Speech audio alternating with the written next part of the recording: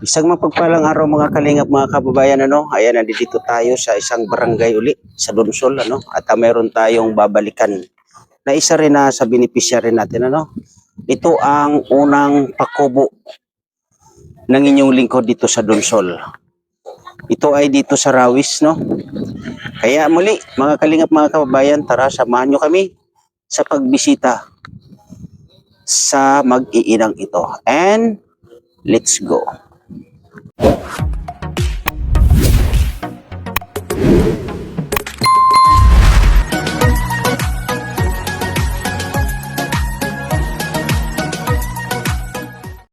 Init ang tatahakin natin. Hindi pwede pumasok yung tricycle dito, Kaya maglalakad tayo na mainit ang panahon.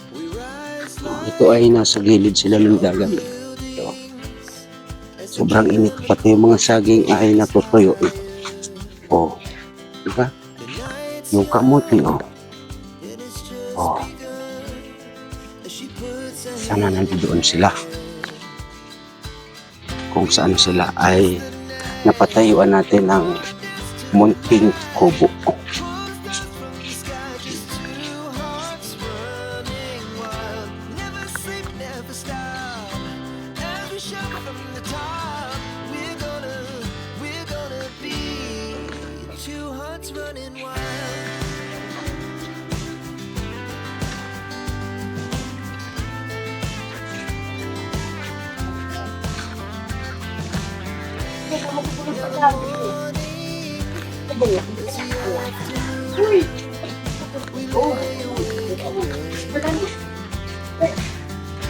Tapos tayo sila sa medyo matagal nito, siguro mga 2 to 3 years.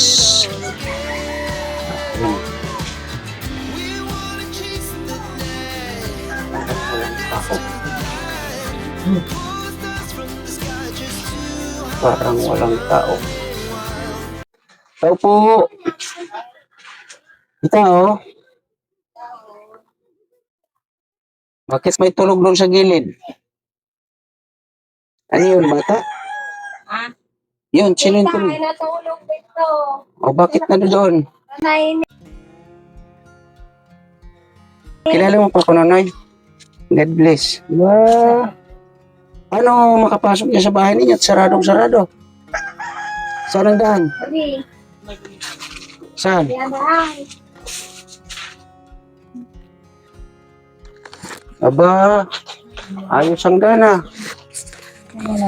Kumusta ano pangalan mo ulit? Jessica po. Jessica, Ronce. ilang taon ka na? 36. 36. Kumusta ang inyong bahay? Ito. Sa hindi na mga nakarang bagyo. Kabutas-butas. Nagkabutas-butas. Ay, dito tayo.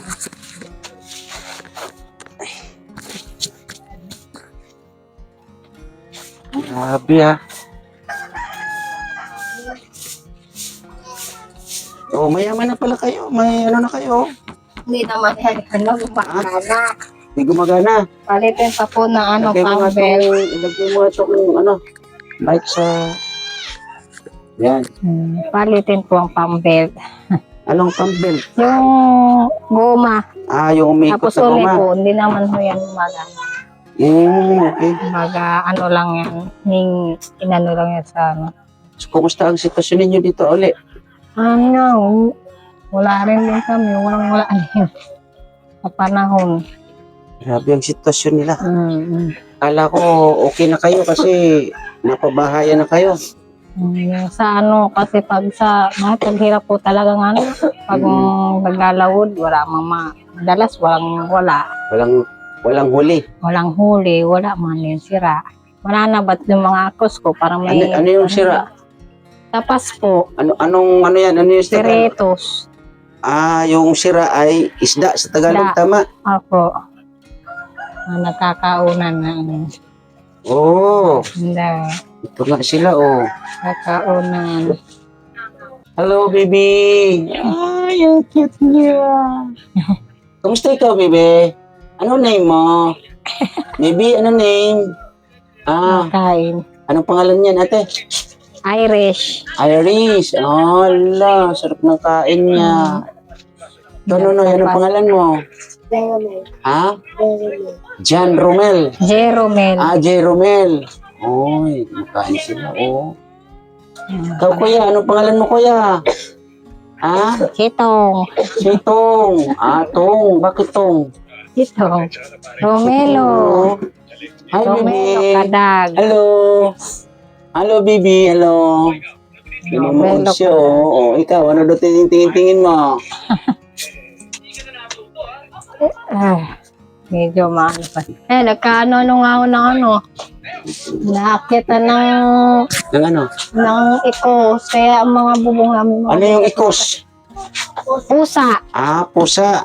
Nakitan po ng pusa yung bubong namin. Kaya kadami na ng mga butas. Nagkabutas-butas na.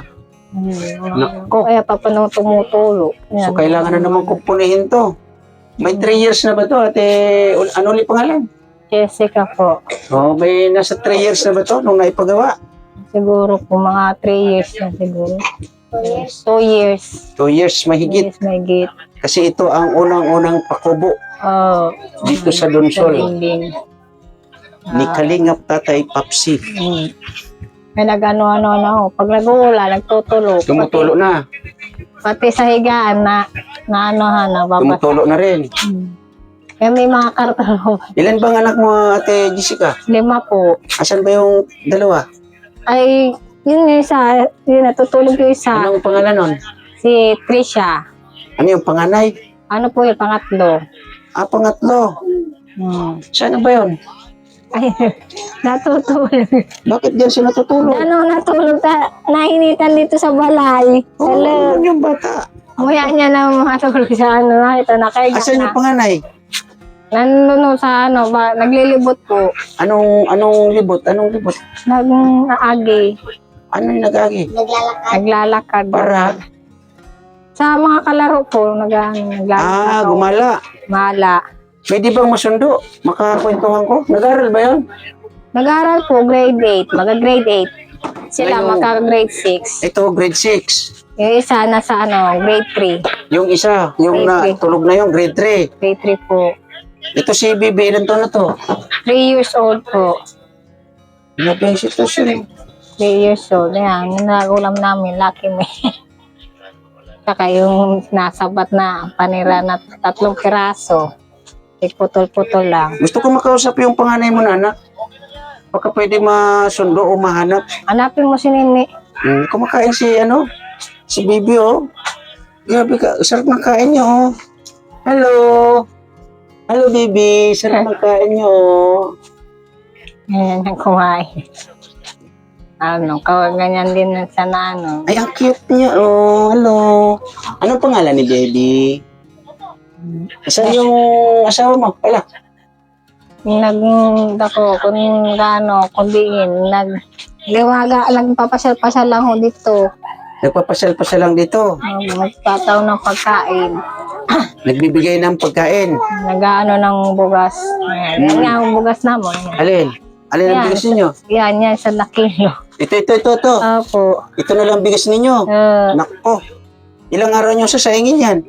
Na araw lang po. Isang yan. araw lang. Yung tanghali, ngayong gabi. Mayang gabi.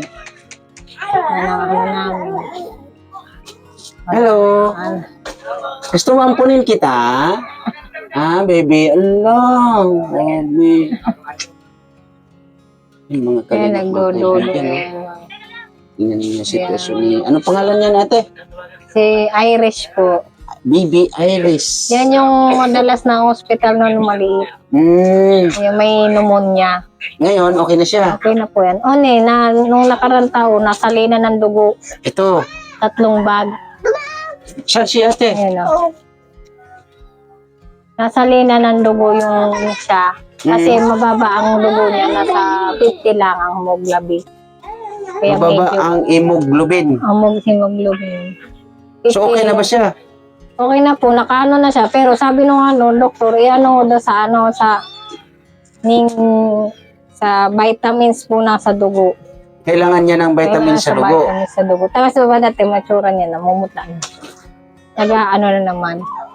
So, anong pangalan ni ate? Anong pangalan mo? Anong pangalan mo? Ha? Anong Nini? Yung pangalan mo, anong pangalan mo? Ha? Jean May. Ilang taon ka na? 13 years old. Parang 7 years old ka lang, ha? Anong grade ka na ba sa ngayon? Ha? 7. Sa pasukan, anong grade ka na? Ha? Grade 8 ka na, hindi ka balik. Bakit babalik Hindi naman bakit? daw siya balik. Hindi ka balik, nakausap ko yung teacher mo. Grade 8 ka daw, pasado ka, grade 8. Saka Sabi ng ano mama ko mo, yung grade 8 teacher daw. mo. Ano yan? Kachat ko teacher mo. Isa grade 3. Isa So, grade ilan ang nag-aaral mo na anak ate? 3. Tulo Jessica? po. Mupat na po ni. Ayan, anong grade naman yan? Mudaycare ho yato sa susunod na taon. So, kaya? Ay naman. Hindi po kaya lang ho magano. Kaso nga lang, talagang wala talagang budget na ano sa pag-aaral ng mga lalo na magastos ho sila sa mga project, sa kabalon, Sa kabaon. sa baon. Magastos nila. Malayo ba ang school nila? Siya po dito sa Compre. Ito. Opo. Tapos, yung iba? Etong dalawa dito sa Rawis Elementary School. Oo, nalaglag.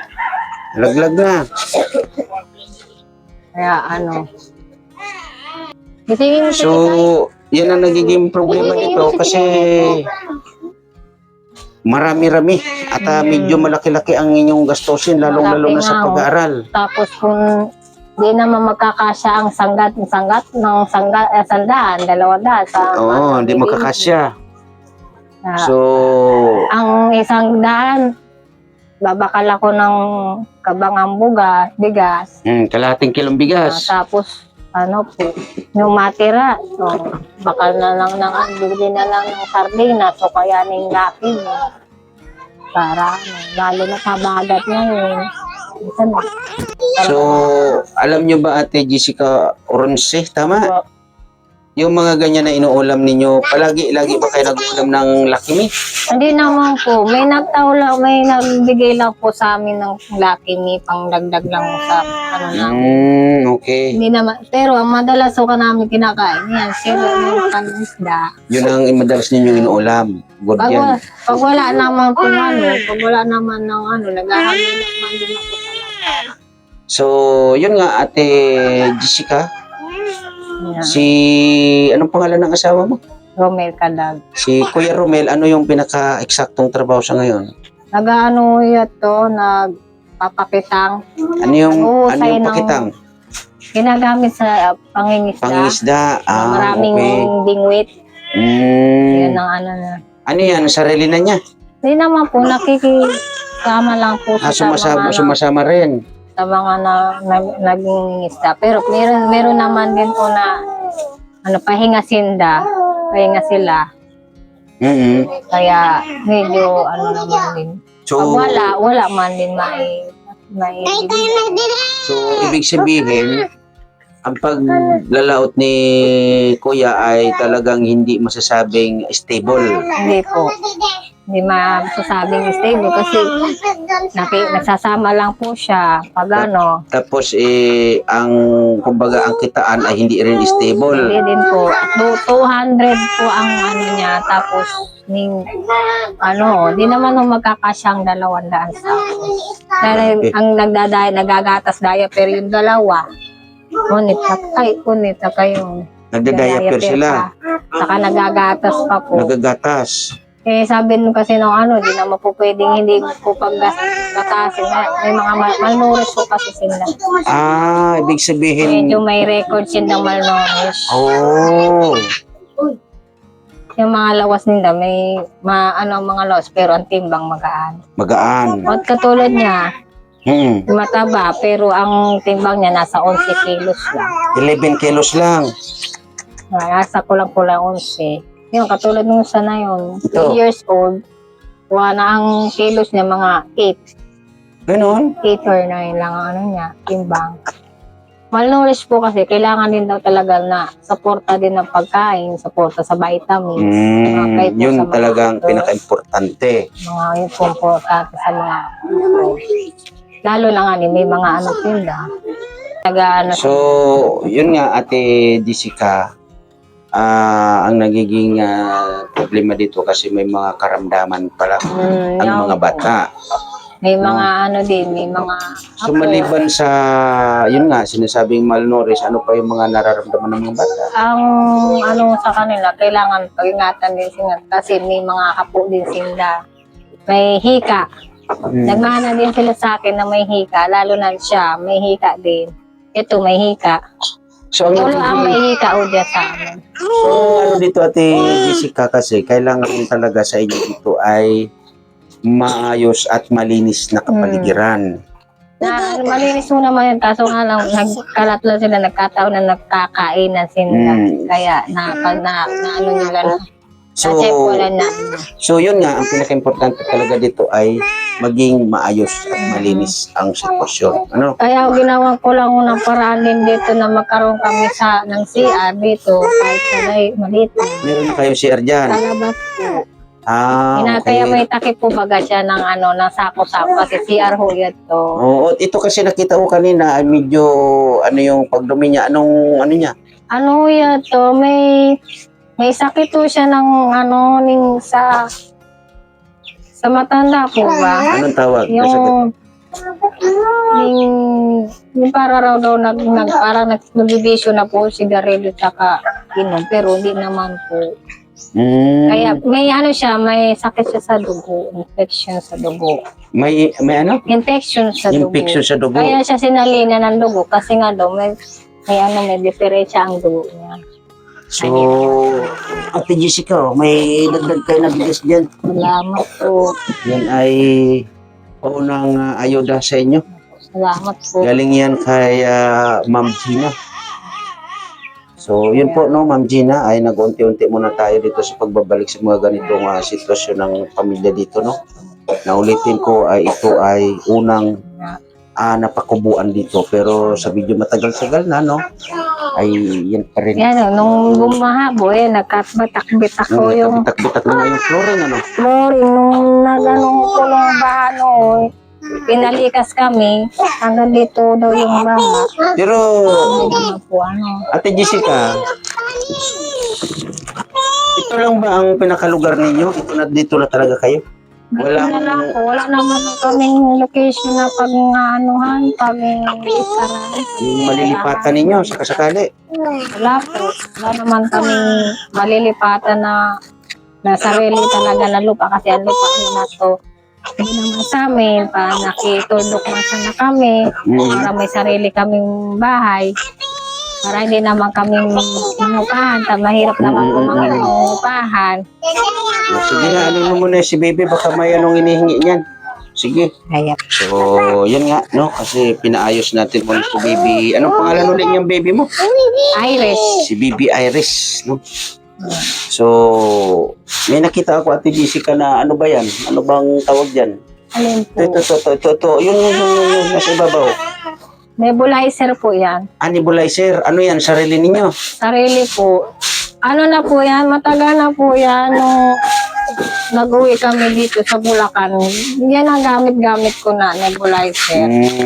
Kasi pag sinusumpong ako ng hika, hindi naman po pwedeng wala po akong nebulizer. Kasi pag hindi ko kayang yung hika ko, hinihimatay po ako.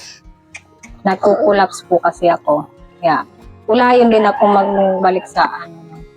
Grabe, no? Yeah, di naman kami pwedeng magano. So, may mga karamdaman kayo na kailangan talagang mapagaling. Opo. Pero ang tanong, papaano? Ayun nga po. Kasi Ganyan man dapat lang kayo ay sa inyo, sa pamilya ay merong yung facility ay malinis, yung nalalanghap ninyo na hangin ay presko, sariwa. Hindi naman kasi sariwa. Hangin dito eh. Ito yung Kaya isa sa medyo natin mga kalingap, mga kaibigan. Itong pamilyang ito, no? Kung masusundan niyo po yung istorya nito ay talaga naman Buti nga po ito, madalas buti nga ang isa, ano din, naka-recover kasi madalas po talaga siyang na ano talaga sa ospital. Kada ikatlong bulan, sinusumpong siya. Pag sinumpong siya ng hika, kailangan kung pag hindi kaya ho ng nebulizer, dinadala ko talaga siya sa ospital kasi nangingitim ang bibig niya. Kaya sabi ng doktor, mo pwedeng palampasin na nag-ano siya sa pneumonia ang pagkaano niya. Papunta siya sa pneumonia, kaya alam ko may record to nung sa ilang niya. Sa sakit. Sa sakit. Hindi na-record. Di, hayaan mo lang muna. Kasi, kaya ngayon lang ulit tayo nagkakwentuhan. So, si baby ay masaya siya, di ba? 3 years old. So, ito ay medyo parang tamlay. Namin eh. Ito ba yung nasalina ng dugo? Opo. Typo yan, positive po. Nasalina siya ng dugo. Kaya, So, nasa na yung iba mong anak? yun na po yung panganay. Asan yung si ate? Si ate mo. Asan si ate, bebe? Ang alin mo Papuntahin mo dito si ate. Magkwento-kwentuhan kami dali. So, ikaw, ate Jessica, ano yung pwede mong pagkakitaan? Ako, nag-extra lang po ako na ng maghihilot. Hilot para sa... Massage po. Para massage. ganyan na yung katawan mo. Kaya mo pang mag-massage. Din po ako. Kailangan po kasi magtyaga akong para sa pagkain masana namin. Kasi kung kapos man din kami ang tao sa akin, ang bibigay sa akin ng asawa ko, kailangan ko din kailangan ko din punan ng pagkain. Yun nga, ang mahirap. Kasi nga, sa sitwasyon mo, lalo na yung mga bata ay nag-extra din ako nang magde-deliver ng extra ako sa kilala ko na magde-deliver ng mga soft drinks. Yun ang mahirap. Mahirap kasi yung ganun, ate. Kaya, dapat lang kayo. Dapat ikaw, i-relax mo yung isip mo lagi kasi mahirap. Katulad sa kanila, marami silang kailangan talaga. Yung mga anak mo to, maliliit pa talaga, grabe. Nawala yung mga... Anong pangalan mo nanay? Jeromel. Buti masigla siya, Kaya may mga may mga matalino yan may mga Sino yung mga matalino? Ito. Matalino, kitang-kita, Sa kaning panganay. Isa lang yung sa panganay, saka sa kanya yung sa Okay. Tatlo sila. Tatlo sila na may mga honors. May mga may mga sa. Okay, good. Good yan. Good. So, ang dito, ate Jessica, ikaw ay edad ng ilang taon uli? 36 po. 36. Nako, bata pa. Ilang taon na itong bunso mo? 3 years old po. 3 years old. May balak ka pa. Ayun na po, kada ko na yung mga yan. Kaya kailangan... Sa pagkain pa sana. Di ba? Mapagal na mahirap So yun nga, si kuya, yung asawa mo, ano ang pinaka-plano niya para sa inyo? Daw siya, naghihintay pa siya ng tawag ng pinsan niya sa Maynila. So, ibig sabihin, may trabaho sa Manila? May hintayin pa ho. Hindi pa naman po sigurado. Hindi pa rin sigurado. Opo. Pero ang pagkakalam ko dati, nagtrabaho na rin siya sa Maynila, di ba? Nagtrabaho po siya sa Maynila. Kaso nung February, umuwi sila kasi walang business permit po yung building. Yun lang. Yun ang mahirap doon. Nila pinagkakabitan nila sprinkler shower. Ito si, ano pangalan nito? Ito? Jinmei. Si Jinmei, yung panganay. Yung pag-aaral mo ba, Nini? Kumusta ba? May mga grades ka ba? I mean, honor. Wala kang honor. Wala nga yan. Nako. So, ang nito, Ate Jessica, ay mga gamit sa pag-aaral. Tama? Ilan ba yung magiging estudyante mo sa next? Ano ho yan? Mga tulo kasi ito di pa naman siya masyadong ano sa Tatlo yung kailangan ng mga gamit. gamit. Ano yung mga klaseng gamit na mga kailangan ng mga bata na yan? Like gamit ano? sa notebook, Mm, papel, mga ano. Tapos susuotin nila pagpasok. uniform. Mga uniforme. Mga ano. Kaya kulang din sila sa mga damit kasi nung sagsakan ho ng bagyo, nagkadumog-dumog ang mga damit nila, nagkagasi-gasi. Nagkapunit-punit kasi hindi siguro nalabahan ng maaga. Mga mudo. Sitwasyon ng Madami. pamilya. So, ganun lang Ate Jessica Oronce ha. Mhm. Pagplanuhan yung dapat planuhan dito, no? At kuryente, wala. Ang kuryente namin, Yung kurente ninyo, wala ko kami sariling kuryente. hanggang ngayon, Ngayon po, wala kami kuryente na talaga sarili. Kasi mahal po kasi ngayon daw kakabit ng kuryente. Wala naman kaming budget sa pag-aan ng kuryente. Sa tubig naman po, nag-iigib lang lagi ako sa bubon. sa balon, Sa balon, nangiigib ako. Dito po sa may Aranin na sa sementeryo. malayo. Aranin na po sa sementeryo. Dito po sa may ano. Okay. Kaya nangiigib din ako. So, ganun lang uli, Ate Jessica, ha? Ako ay napasyal dito sa inyo, ha? Opo. So, akin na yung mic. Ingat mga kababayan, napasyalan natin yung unang pakbubo natin dito sa Donsol, sa katauhan ni Jessica Oronce. Na ayun nga ay ganun pa rin yung kanilang sitwasyon. At isang pinoproblema dito yung karamdaman ng mga bata, no? Kaya maraming salamat sa mga nagiging kaagapay katuwang natin sa paglingap dito sa Donsol, Kaya muli, thank you na marami, Ma'am Bertus Woman, Ate Dirolan, Ate Inday PB, Ma'am Gina, Ma'am Ginny Sordiban, Miss Anig, Miss Balen, Kuya Happy Boy, maraming salamat po sa inyong suporta dito sa Donsol. Kaya muli po mga kalingap, mga kaibigan, sana mayroon pa tayong mga magiging kaagapay sa paglingap dito sa Donsol, kasi nga sa dami-dami ng mga na-vlog ko dito sa Donsol ay ang karamihan po ay hindi ko na po nababalikan, Kaya imbis na maghanap tayo, magdagdag tayo ng mga scout, ay unti-unti ay babalikan po natin ang mga na-vlog natin mga dati pa, Kaya muli, sa aking premiere, maraming salamat po sa inyong suporta. Lalong-lalo na EDC supporters, Jomcar supporters, maraming salamat sa inyo. At siyempre sa ating mga viewers na palagi ang nakasuporta, maraming thank you po sa inyo. Kaya muli, thank you na marami and God bless sa lahat. Bye-bye. Ingat tayo parati and I love you so much.